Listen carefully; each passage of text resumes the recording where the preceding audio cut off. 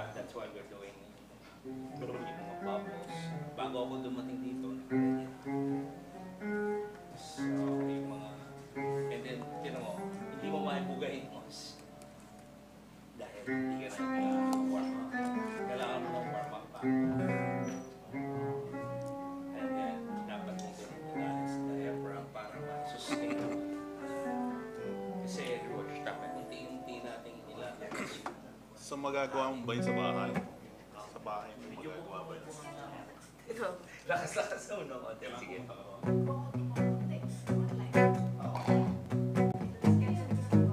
Huwag kang mahihiya.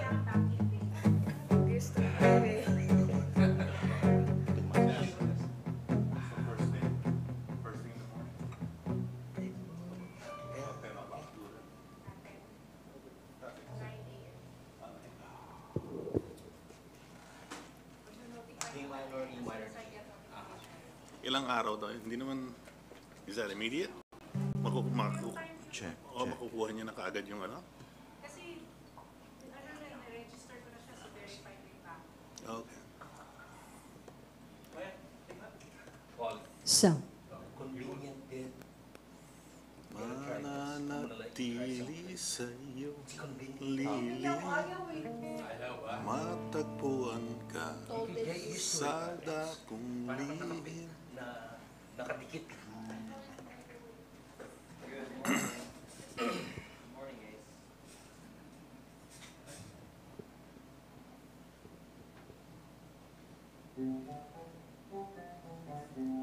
Okay, sige po. Good morning everybody. Magandang umaga po sa lahat ng mga kapatid na naririto at sa mga nanonood sa ating upload. Welcome sa Crossroads Community Church dito sa Pomona, alas 8 po ng umaga. Tayo po ay sumandaling manalangin at papurihan natin ang Panginoon.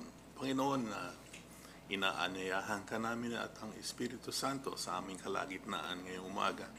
Salamat Panginoon at nais ka naming itaas at papurihan at bigyan ng papuri ang iyong pangalan. Salamat Panginoon sa iyong faithfulness Panginoon sa amin. Napakatapat mo sa lahat ng araw. Nagpapasalamat po kami sa aming kalusugan, kalakasan, kabuhayan, kapatiran, mga taong nagmamahal sa amin at mga minamahal din namin, Panginoon. At maging mga tao na pinapadala mo sa amin upang ipakilala sila sa iyo, Panginoon. Nawa ay gamitin mo kami, Panginoon, upang ang mga hindi pa nagkakaroon ng kaligtasan sa pangalan ni Jesus ay maligtas at makakilala sa iyo at mamuhay ng ganoon din tulad namin na may pag-asa, may kapayapaan at may pag-ibig. Panginoon, sa umagang ito, samahan mo kami sa aming pag-aaral. Samahan mo kami sa aming pakikipag-fellowship sa isa't isa. Samahan mo po kami sa aming ginagawa ngayon. At inilalaan po namin ang buong araw na ito sa iyo. Salamat po sa pangalan ni Jesus. Amen. Amen.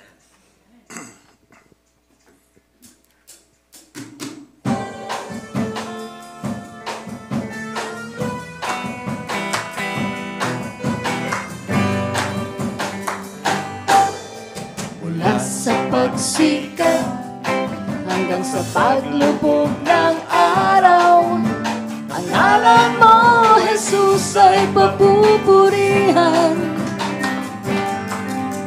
Lahat ng mga bansa, sila'y magdiriwang. Ihahayag ang iyong kadakilaan. Mula sa pagsikat. Mula sa pagsikat hanggang sa paglubog ng araw, ang ngalan mo, Jesus, ay papupurihan. Lahat ng mga bansa, sila'y magdiriwang. Ihahayag ang iyong kadakilaan. Ang ngalan mong banal ay aming sasambahin. lahat ng iyong mga ginawa'y sasambitin. Ang kabutihan mo'y aming aawitin. Ang pag-ibig mo'y hindi magmamaliw.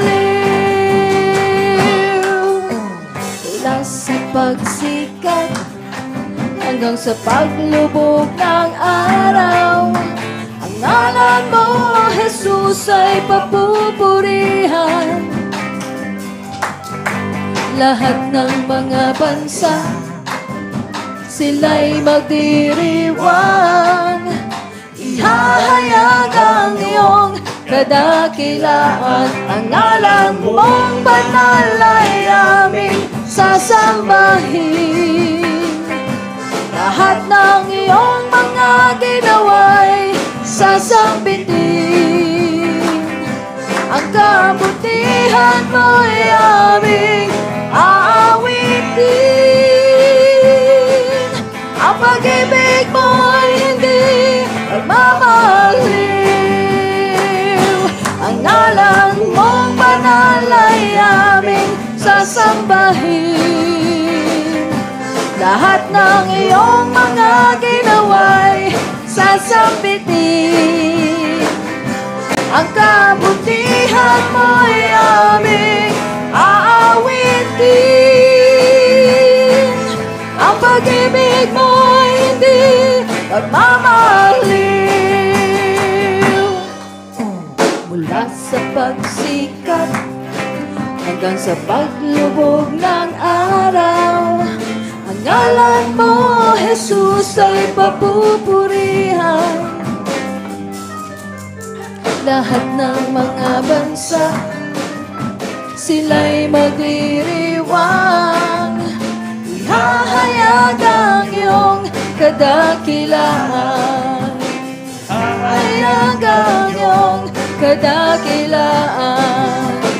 Ihahayag ang iyong kadakilaan.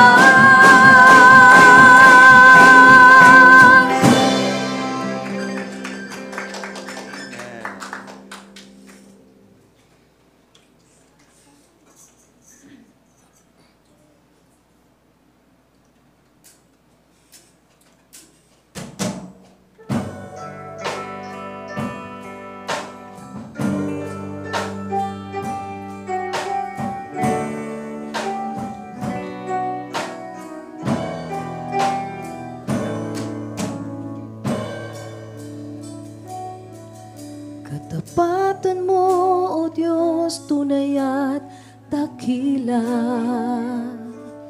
Ang pag-ibig mo'y wagas at walang kapantay.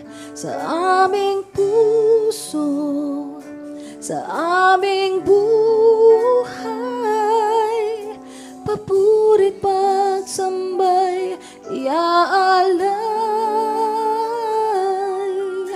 Bukas, noon, ngayon, magpakailanman, luwalhatiin ka.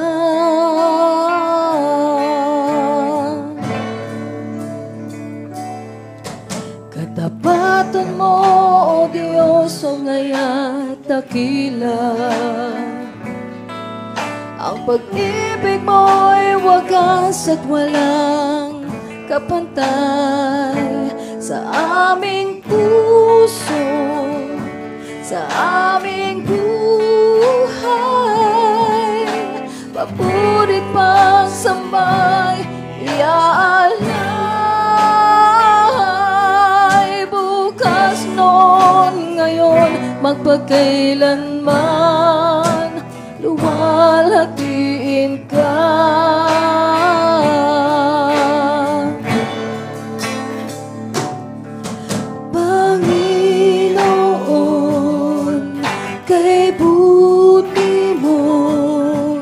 Sa akin, ikaw lamang ang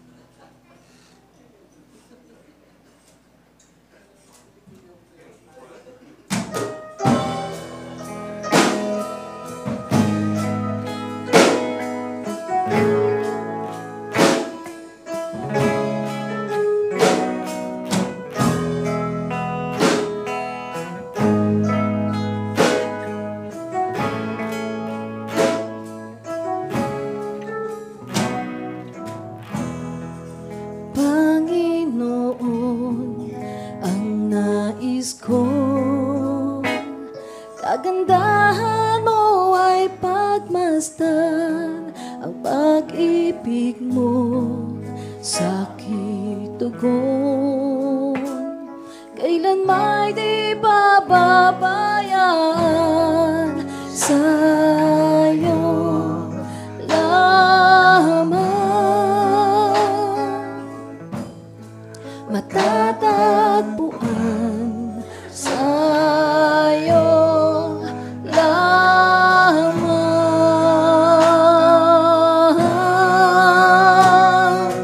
mananatili sa iyong lilim at sasambahin ka sa dakong lihim. Mananatili sa iyong lilim nang masumpungan ka sa dakong lihim.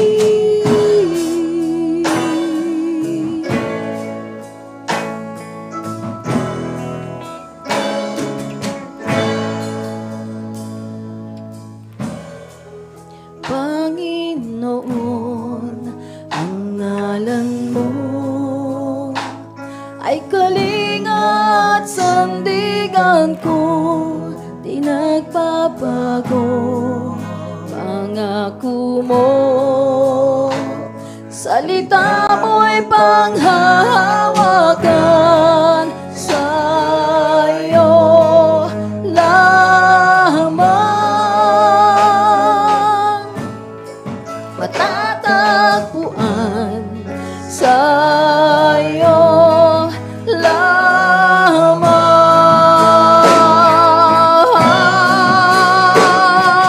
mananatili sa iyong lilim at sasambahin ka sa dakong lihim. Mananatili sa iyong lilim at masumpungan ka sa dakong lihim. Mananatili sa iyong lilim at sasambahin ka sa dakong lihim. Mananatili sa iyong lilim nang masumpungan ka sa dakong lihim.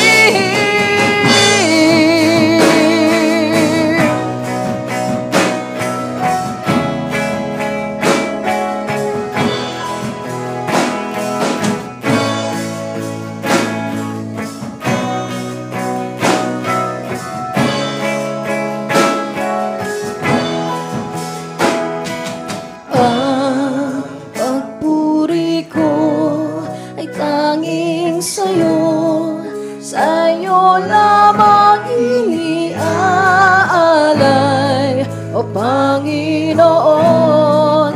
Ang puso ko'y sa'yo magpakailanman. Ang pagpuri ko ay tanging sa'yo, sa'yo lamang iniaalay, o Panginoon. Ang puso ko'y sa'yo magpakailanman. Ang pagpuri ko ay tanging sa'yo, sa'yo lamang iniaalay, o Panginoon. Ang puso ko'y sa'yo magpakailanman. Mananatili sa iyong lilim at sasambahin ka sa dakong lihim. Mananatili sa iyong lilim nang masumpungan ka sa dakong lihim. Mananatili sa iyong lilim at sasambahin ka sa dakong lihim. Mananatili sa iyong lilim nang masumpungan ka sa dakong lihim.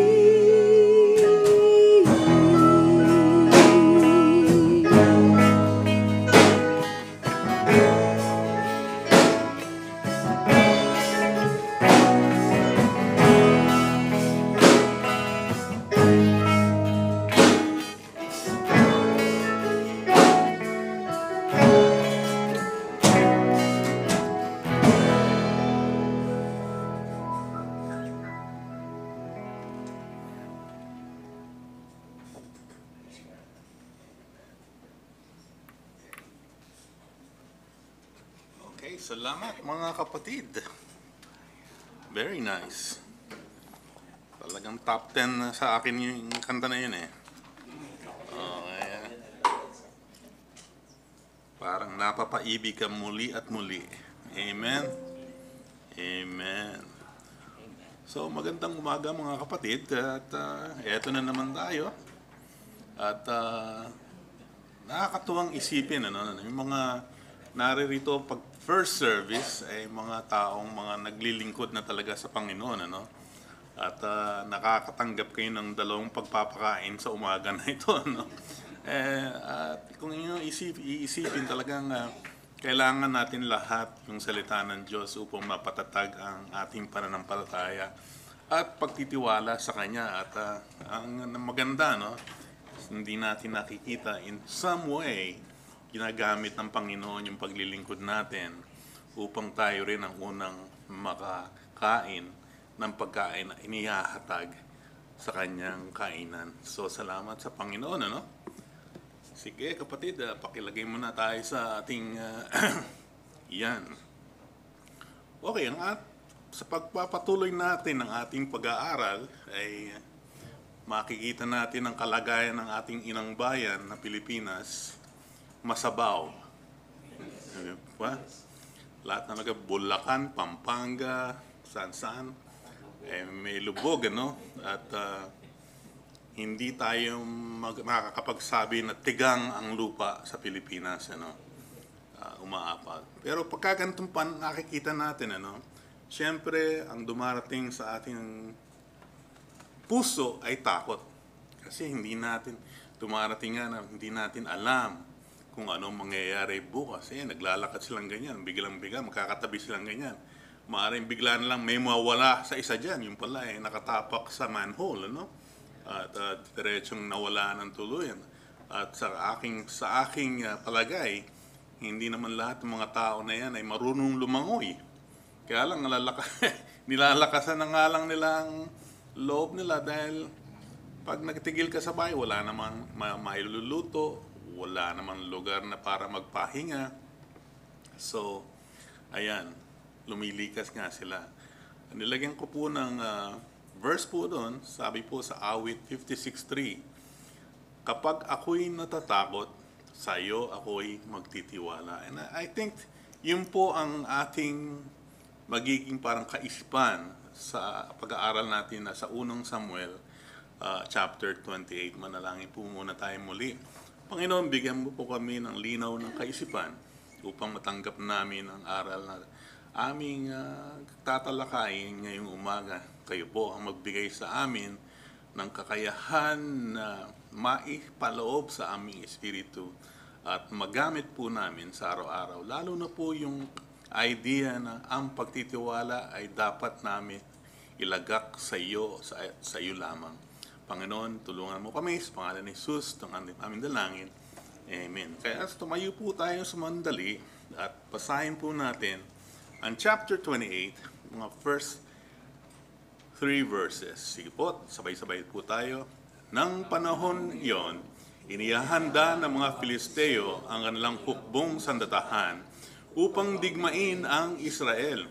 Sinabi ni Akis kay David, inaasahan kong ikaw at ang mga tauhan mo'y sasanib sa aking hukbo. Sumagot si David, maaasahan po ninyo, ngayon ko ipapakita sa inyo kung ano ang magagawa ko. Sinabi ni Akis, mabuti kong gayon. Ikaw ang gagawin kong pansariling bantay ko habang buhay. Salamat sa Panginoon sa pagkakabasa ng kanyang teksto. Pwede na po tayong maupo na muli. At welcome uli, Wally at saka si Marlene.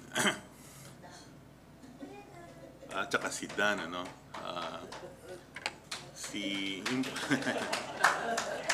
natatandaan ko si Wally at saka si Marlene nung bata pa kami. Magkakasama kami naglilingkod noong 1982 sa, ano pangalan ng church natin? New Creation Bible Center. Malitaw po si Jolly Boy noon. Nga 4 years old pa lang siguro, Tapos si Blessing, mga 1 or 2, Dala-dala ni Wally ang kanyang Chevette.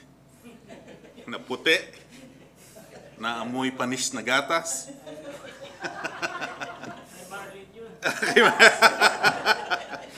Pero maaga rin po sila noon na pumunta. Pati si Stanley. Si Stanley po, kasama namin. Kami ni Stanley ay nagsisilbi na noon sa praise and worship team. Kasama kami noon, hindi kami magkasundo. Kasi daw yung mayabang galit sa kapwa mayabang. Totoo yan. Kaya nagpapayabangan kami sa gitara noon. Pero praise God, nakita mo mayroong sense of humor ang Panginoon na mintakin nyo, mga 3 taon na yun, ano? 43 years, tapos pinagsama po pa tayong uli. So mayroong purpose sa atin ng Panginoon. Yung mga nangyayari sa atin, hindi po parang nangyari lang na parang, ano tawag doon? Aksidente o, yeah. So, itong pong pag-aaralan po natin ay tungkol nga po sa takot. At bago natin umpisahan yun, ay ang King and Country ay may awit. Pero English eh. So, English, tingnan natin sa English. Sabi po sa King and Country, when confusion is my companion, and despair holds me for ransom, I will fear no fear. I know that you are near. When I'm caught deep in the valley, with chaos for my company, I'll find my comfort here, because I know that you are near. Yung po mga ibang kulay, confusion, despair, caught deep in the valley, chaos for my company, yung po mga yun ay resulta ng pagkatakot sa buhay natin. At kinikilala nating lahat na meron tayong takot.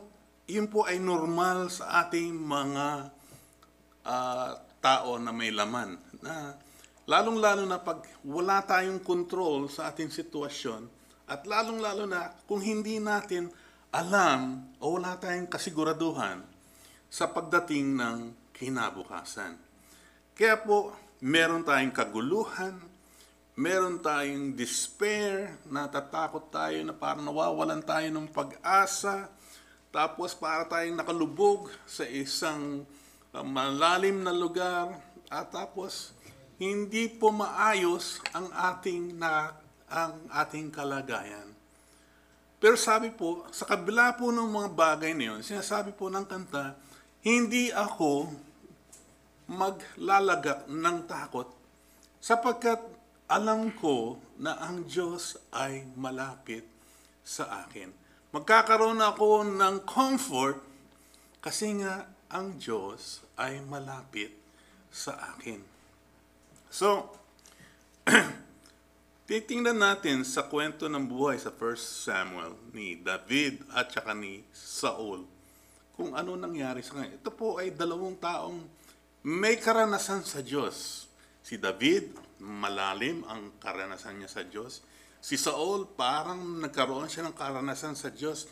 Ngunit dahil sa kanyang sariling katigasan ng ulo at pagsunod sa kanyang sariling kagustuhan, meron man siya naging karanasan sa Diyos, madali siyang napalayo sa Diyos dahil tinuntun niya ang kanyang sariling kagustuhan.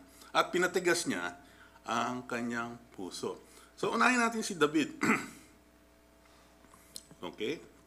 Ito yung sinasabi ni... Yan.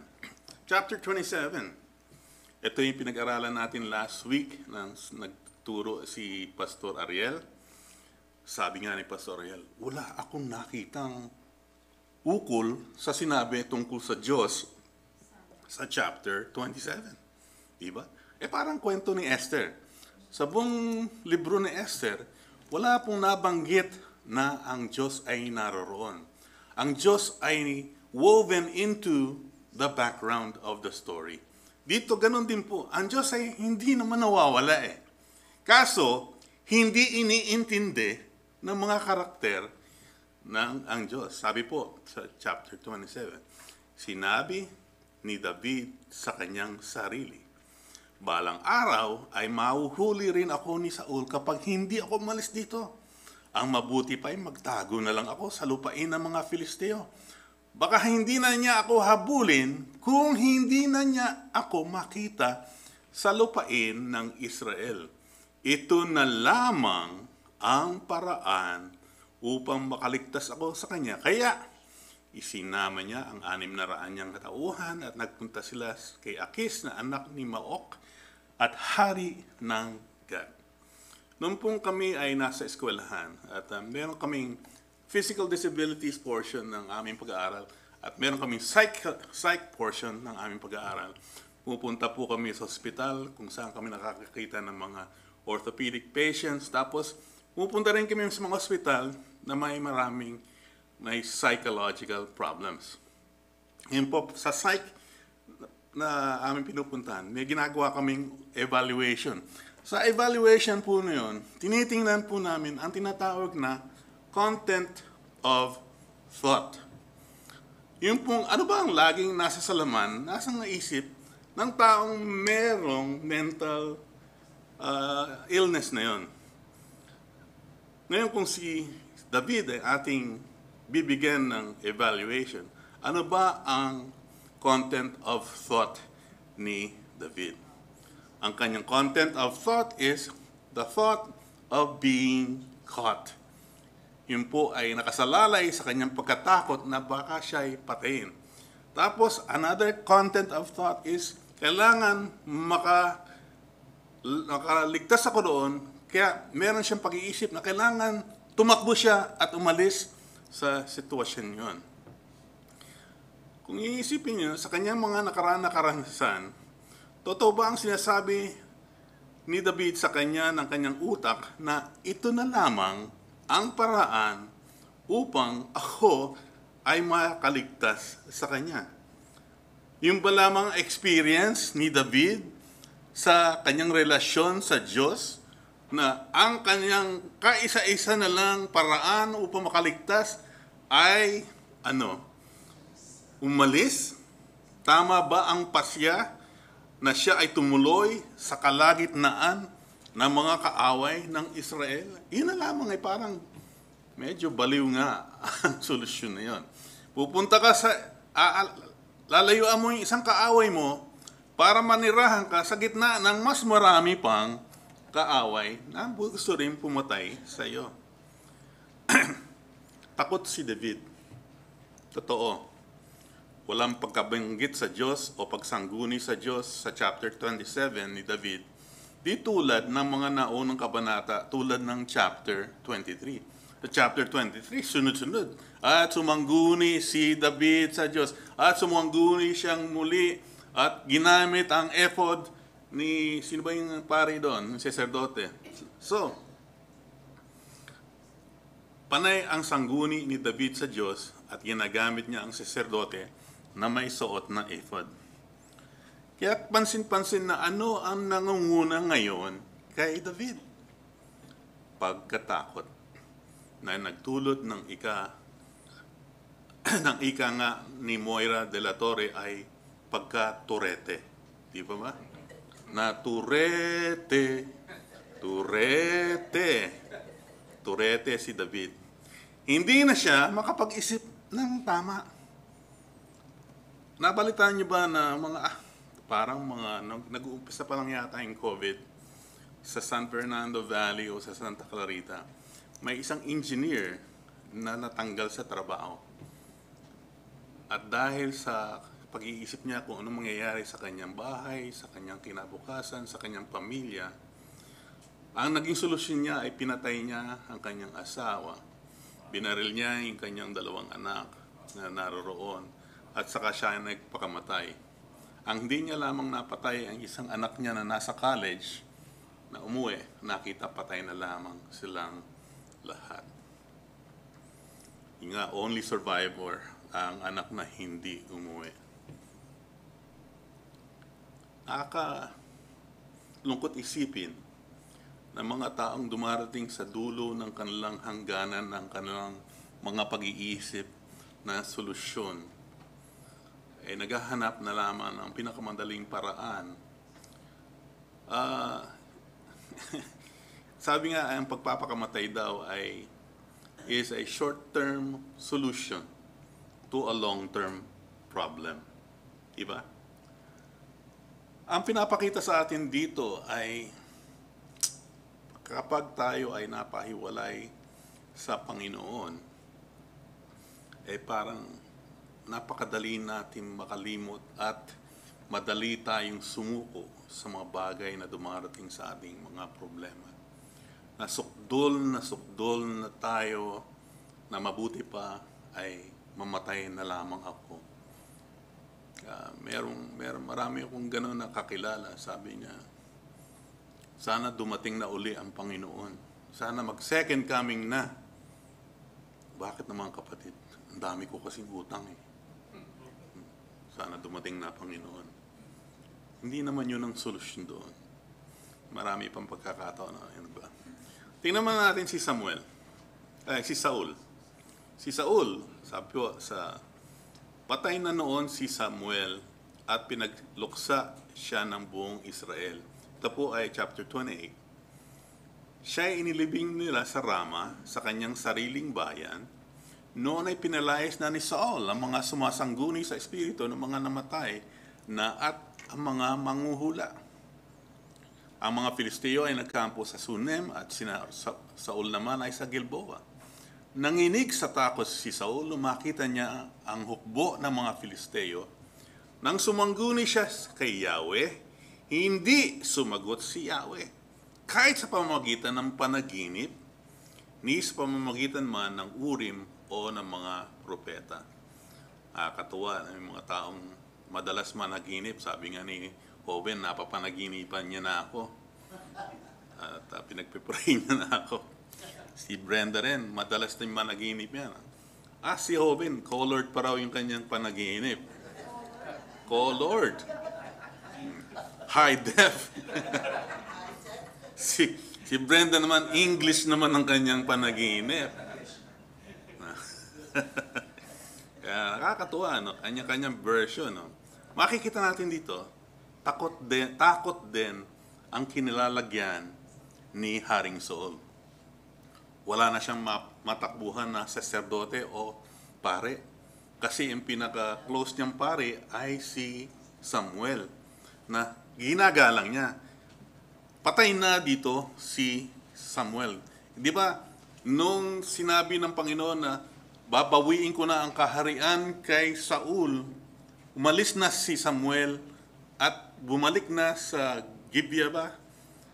Iyon ang huling pakikita nila ni Saul. At dito nga, namatay na nga si Samuel. Kaya hindi na siya makasangguni sa Diyos. At pag siya naman pumupunta sa Diyos na mag-isa, ang mga tawag niya sa Panginoon, drop calls. Hindi tinatanggap ng Diyos ang tawag niya. Sabi,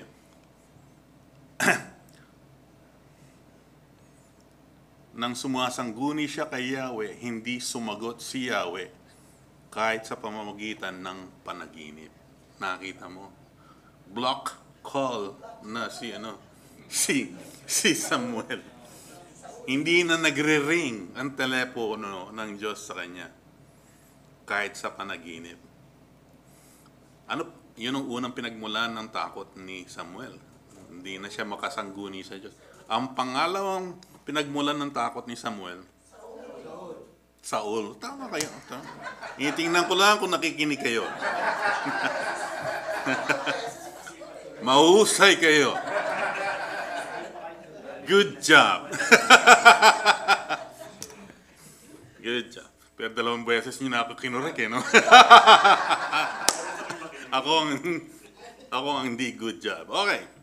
So, ang pangalawang pinagmulan ng takot ni Saul ay nagkampo ang mga Filisteo sa Sunem, samantalang si Saul ay nasa bundok ng Gilboa.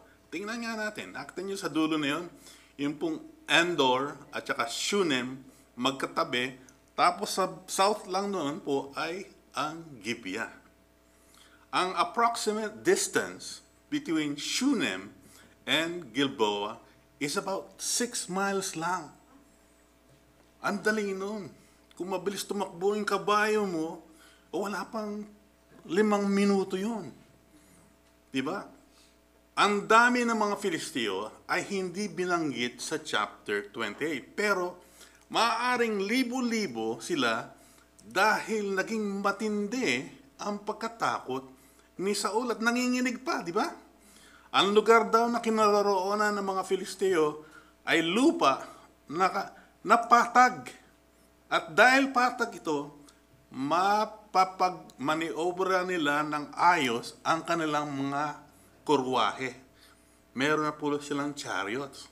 So basically, medyo advanced po ang kanilang military hardware. Dahil kung nakikita niyo yung mga palabas noon, yung mga naka-chariot, may mga kutsilyo doon sa gilid pa noon, di ba, ng gulong. Kaya pag sinagasa nila yung mga kawal na naglalakad lang, patay ng patay, tapos sasagasain pa ng kabayo. Kaya nakita niyo pag may LA riot, sino ginagamit ng mga pulis?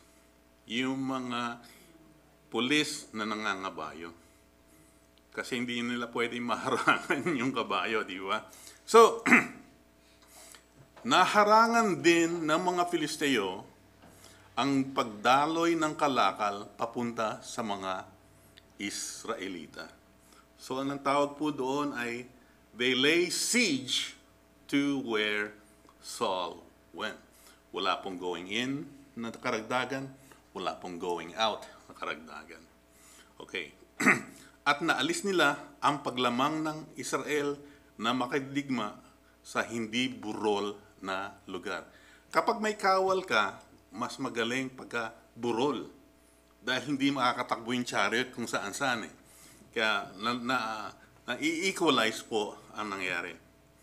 Kaya po, yung pong advantage sa paglaban ng mga Israelita sa mga burol ay nawala dahil sa kanilang lokasyon. Kaya, makikita natin na sumangguni nga si Saul kay Yahweh. Hindi sumugot si Yahweh kahit sa pamagitan ng panaginip, ni sa pamagitan man ng Urim o ng mga propeta. Hindi sumagot si Yahweh kahit na anong pamamaraan na gamitin ni Saul. Hindi sa panaginip, hindi sa Urim, hindi sa propeta. So anong ginawa ni Saul?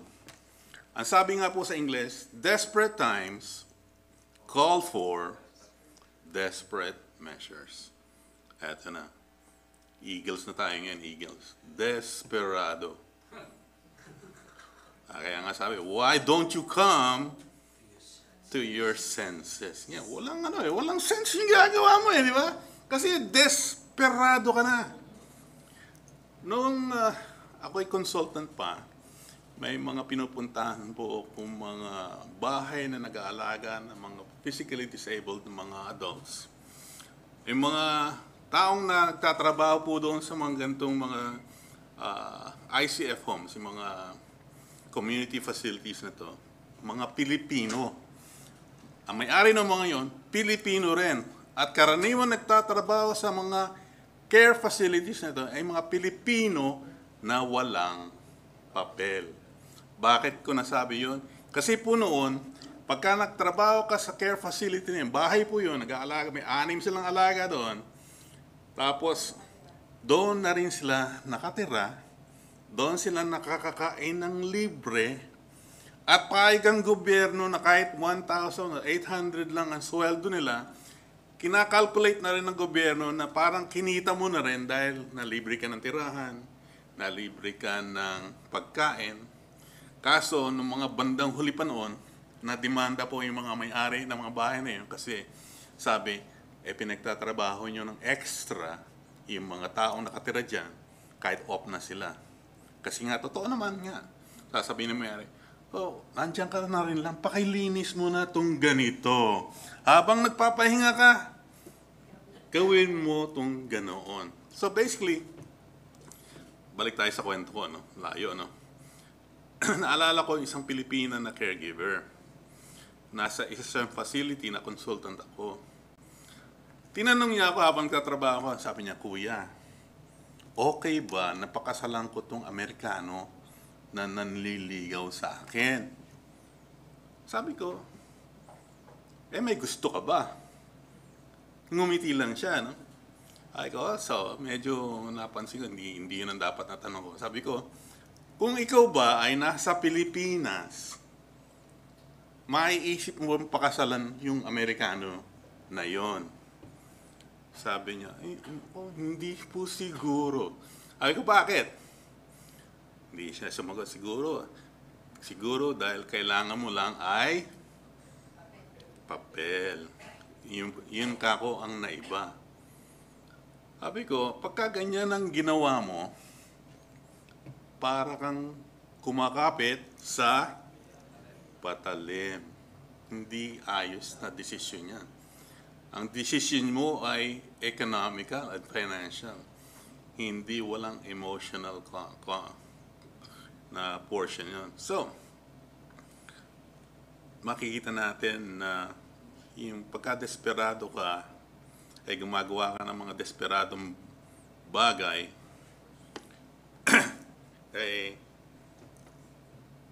maski si Saul, remember nung buhay pa si Samuel, iniutos na ni Saul na palayasin ni Saul ang mga sumasangguni sa espiritu ng mga namatay at ang mga manghuhula. So sa English, pinalayas ni Saul yung mga medium, hindi large, no? Medium, at saka yung mga manghuhula. Bakit? Bakit kailangang palayasin ni Saul yung mga ganun? Kasi yung mga bagay na yun, yung mga nakikipag-usap sa patay, ay kinukonsider ng Panginoon na, ang tawag doon, detestable sa Kanya. Titingnan natin po sa Deuteronomy 18. Sabi po, wala ni isa man sa inyo na magsusunog ng kanyang anak bilang handog, at huwag din kayong manghuhula, mangkukulam, manggagaway, gumagawa ng mga ginagawa ng mga espiritista, at makikipag-usap sa espiritu ng mga patay. Kinasusuklaman yon, detestable, kinasusuklaman ng Panginoon ang sinumang gumagawa ng mga bagay na ito. Ito ang dahilan kung bakit palalayasin ng Panginoon na inyong Diyos ang mga bansa sa inyong harapan. Walang dapat kayong maging kapintasan sa harap ng Panginoon na inyong Diyos. Nagiging imperfect tayo sa harap ng Panginoon. O marumi kapag tayo ay nakikipag-ugnayan sa mga manghuhula, mangkukulam, manggagaway, at mga nakikipag-usap sa patay. Sa Leviticus 19 naman, huwag kayong sasangguni sa mga espiritistang nakikipag-usap sa kaluluwa ng mga patay. Dahil kapag ginawa ninyo ito, ituturing kayo na marumi. Sa madaling salita, alam natin ang stance ng Panginoon sa mga bagay na ito. Kinamumuhian ng Diyos ito. Binabangkit ko po ito dahil po ito ay nakita natin sa kwento. Pero medyo nakakalito ang nangyari kasi kung kinamumuhian ng Diyos ito, bakit parang pinayagan ng Diyos o nagawa ng Diyos ng paraan na makausap ni Saul si Samuel? Diba patay na nga si Samuel pinalayas na nga ni Saul yung mga manghuhula at nakikipag-usap sa patay. Pero ngayon, dahil nga ay desperado si Saul, iniutos niya sa kanyang mga tagapaglingkod na ihihanap siya ng isang babaeng kumakausap sa espiritu ng mga namatay na upang siya'y tanungin. Sinabi naman sa kanya ng kanyang mga lingkod na merong ganoong babae sa Andor. Wow. So, yung mga kanyang galamay, alam niya lang may bawal, pero hindi, pinababayaan nila, di ba? Bossing, alam namin meron pang isa dyan. Puntahan natin. At doon nga, pinuntahan na nga natin. Ang ginawa naman ni Saul, ano naman siya, Anthony Costello siya. Nagbalat kayo si Saul. Sinama ang dalawa niyang tagapaglingkod at sila'y lumakad. Malayo-layo rin dahil gabi na nang dumating sila sa Andor. Parang Star Wars ang pangalan na yun, Andor. Sinabi niya sa babae, tingnan mo nga kung ano ang magiging kapalaran ko. Kausapin mo ang espiritu ng sino mang sasabihin ko sa iyo. Pero yung babae, medyo, ano siya, no? Atubili. Kasi sabi, hindi mo ba alam na pinalayas na ni Saul sa Israel ang mga sumasangguni sa mga espiritu ng patay at ang mga manghuhula? Bakit mo ko inilalagay sa panganib ng aking buhay?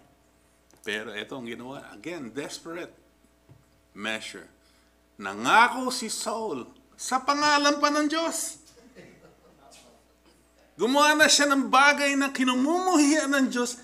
Isinama pa niya ang pangalan ng Diyos sa kanyang ginagawa. Kaya gano'n, marami sa ating mga gumagawa ng kasalanan gano'n Okay lang magtalik na tayo. Nagmamahalan tayo, di ba? Ang Diyos naman ay pag-ibig, di ba? Iyon. So, sinabi niya, saksi, ginawa pang saksi si Yahweh. Ang Diyos na buhay na hindi ka mapaparusahan sa gagawin mong ito. He was actually speaking for God as well, di ba? Na nagsalita siya na, hindi, papayag ang Diyos dyan. Kasi ako ang hari eh. You know. So, kinasusuklaman ng Panginoon ang sino mang gumagawa ng mga bagay na yun. Sabi, huwag kang sasangguni sa espiritista. Huwag kang makikipag-usap sa kaluluwa ng patay. Alam ni Saul nito. Bakit niya ginawa? At ito nga, dumarating tayo doon sa, kabuuran ng ating topic. Takot. Takot. No, sabi nga fear makes cowards of us all. Yun daw takot, ginagawa tayong mga duwag. Diba? And sabi pa ng isang president, there is nothing to fear but fear itself. Morning, girls. Happy birthday ulit. Okay. Bakit niya ginawa? Well, ito, tinanong ng babae, kaninong espiritu ang gusto mong tawagin ko? Kay Samuel. Sagot niya, nang makita ng babae si Samuel, napasigaw ito. Sinabi niya kay Saul, bakit ninyo ako nilinlang? Kayo pala si Haring Saul. Ang tanong, bakit napasigaw ang espiritista na makita ang anyo ni Samuel? Well, sabi po, yung po mga medium na ganyan ay kumakausap sa tinatawag na familiar spirits. Yung pong familiar spirits ay nasa sa ilalim ng kapangyarihan ng medium na yun. So magkakilala sila. So nung nagpakitang bigla si Samuel, nagulat yung espiritistang babae dahil hindi niya inaasahan na si Samuel ang siyang lilitaw. Yun. Sinabi ni Saul, huwag kang matakot. Ano ba nakita mo? So, sa kanyang salita, hindi nakikita ni Saul ang nakikita ng babae. So, hindi rin natin makonfirm mula kay Saul na si Samuel nga yun. Pero yung babae, hindi nakilala yung si Samuel. Pero nung i-describe niya ang itsura, sabi, anong itsura? Isa siyang matandang lalaking nakabalabal. Doon, natiyak ni Saul, na si Samuel ang sinasabi ng babae. Okay. Ngayon, ito po, dito tayo nagkakaroon medyo parang, totoo bang si Samuel to? Kasi naiintindihan natin na hindi kaayusan sa Diyos na makipag-usap sa mga espiritu ng patay. Bakit eto, si Samuel lumabas? Ang tanong, totoo bang si Samuel ito? Is this the real Samuel talking to the medium? Ito pa. Makikita natin. Verse 15, tinanong ni Samuel kay Saul, bakit mo ginagambala ang aking pamamahinga? Sumagot siya. Ito si Saul, sabi niya, may malaki akong suliranin. Sinasalakay kami ng mga Filisteo, tinalikuran na ako ng Diyos, at ayaw na niyang magpahayag sa akin.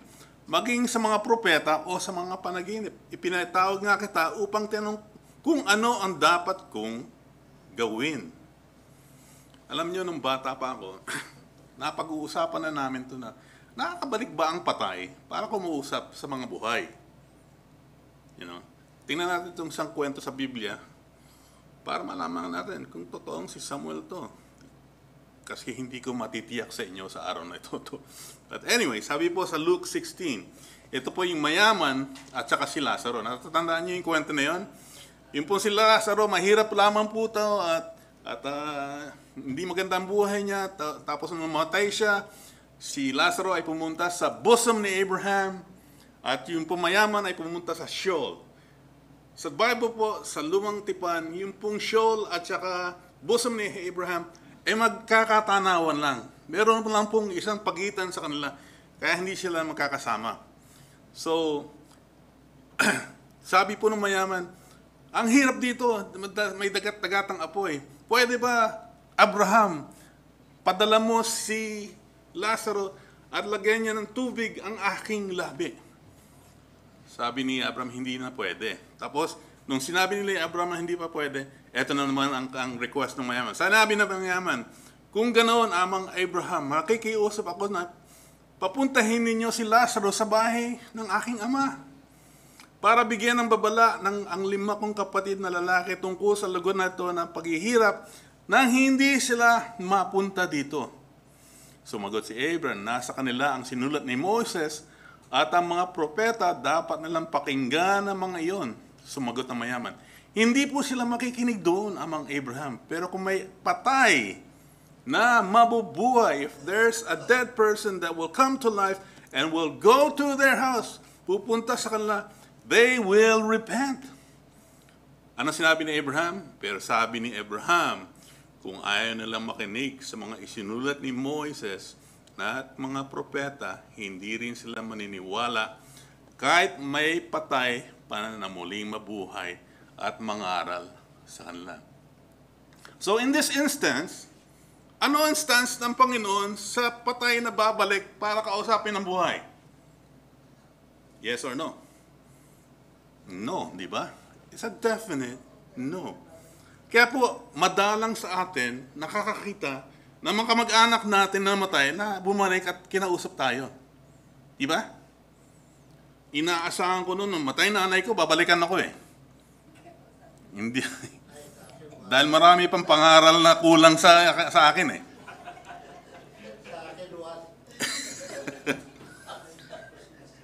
Inintay ko nanay ko, hindi siya dumating. Okay.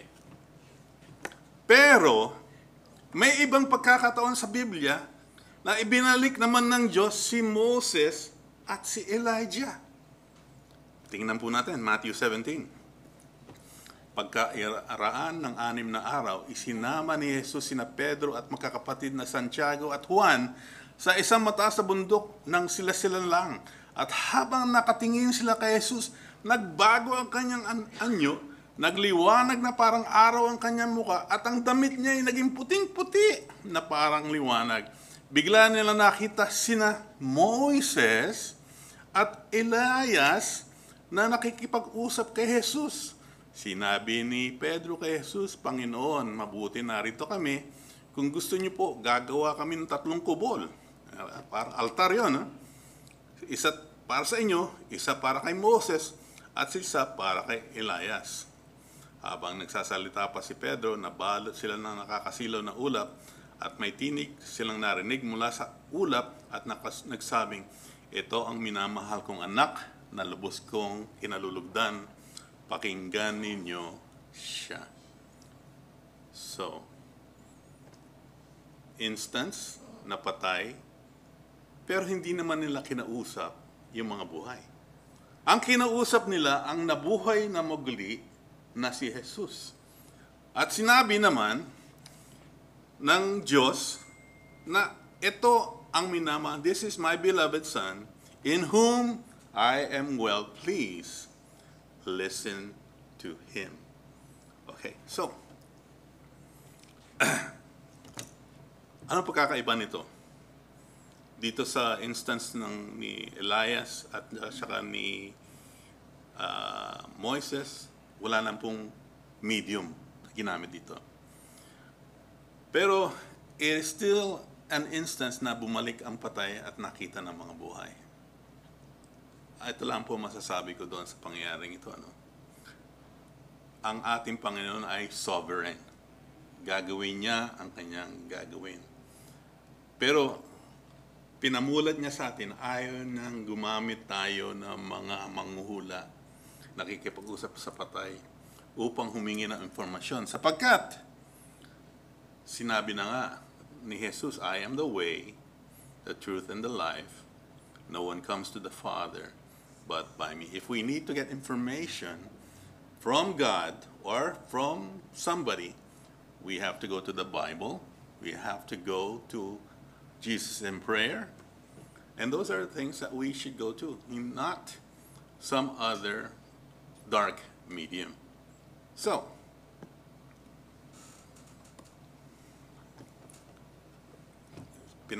pinasabihan si Samuel, ni Saul, si Samuel, si Saul, bakit ka pa nagtatanong sa akin? Alam mo naman tinalukuran ka na ni Yahweh at siya'y kaaway mo na. Lahat ng sinasabi, everything na sinasabi ni Samuel kay Saul sa pagkakataon na to ay punong-puno ng katotohanan na mga nangyari na.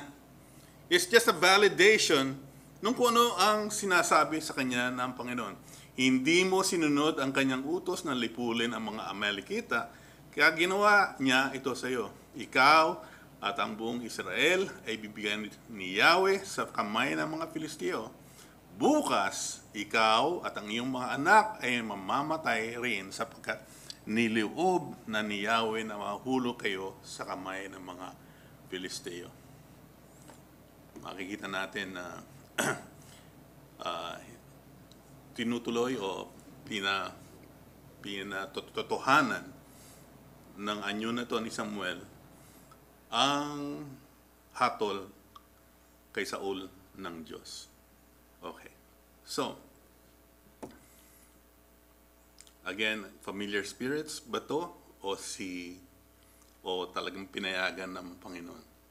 Sa pagkakataon na to ay maaari natin sabihin dahil totoo nga ang sinasabi nitong si Samuel. At ito nga talaga ang kalooban ng Diyos.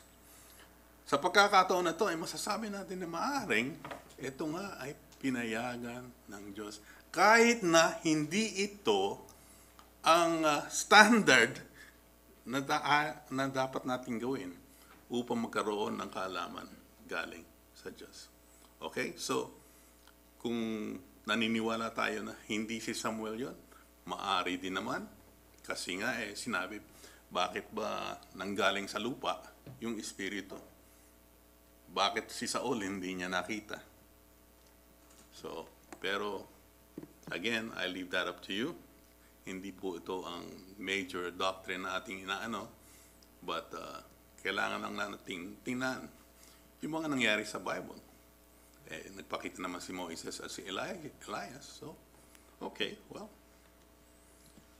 So, dahil doon ay hindi na makakain, takot na si Saul at siya ay pinakain pa rin siya ng babae.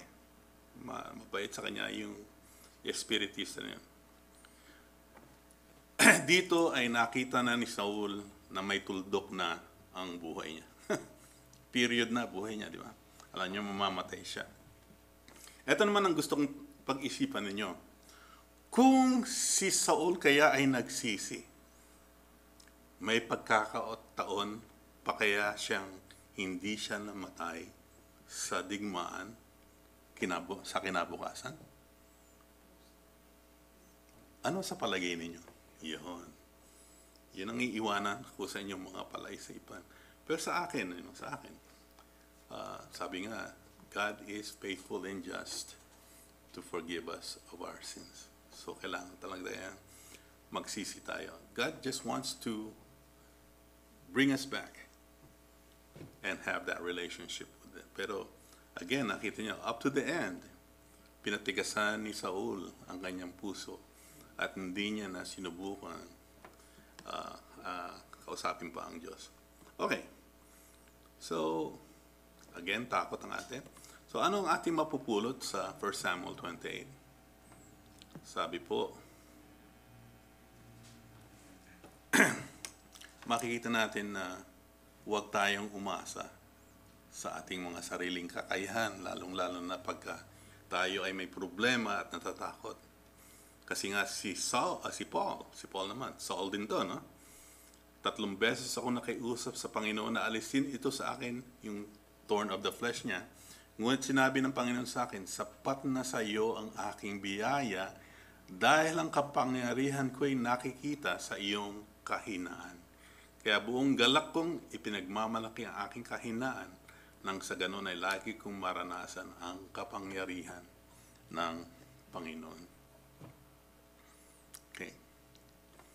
Second. So, ano ang dapat natin panghawakan? Ang dapat natin panghawakan ay kapangyarihan ng Panginoon. Dapat natin kilalanin ang ating kahinaan. Mahusay daw yung mga taong alam nila ang weaknesses nila, di ba? If you know your weaknesses, that is also a strength. Pagka alam mo hanggang doon ka lamang, makakahingi ka ng tulong doon sa malakas. At sinabi, pagka humingi ka ng tulong sa Panginoon, mararanasan mo ang kapangyarihan ng Panginoong Jesus. Pangalawa, sabi po sa verse 19 din, 2 Corinthians 10, mga kapatid kong minamahal, unawain ninyo to, maging alisto kayo sa pakikinig, maingat sa pagsasalita, at hindi agad nagagalit. Okay? Be ready to listen, be slow to speak, and slow to anger. Dahil ang galit ay hindi nakakatulong upang makagawa kung ano ayon sa kalooban ng Diyos.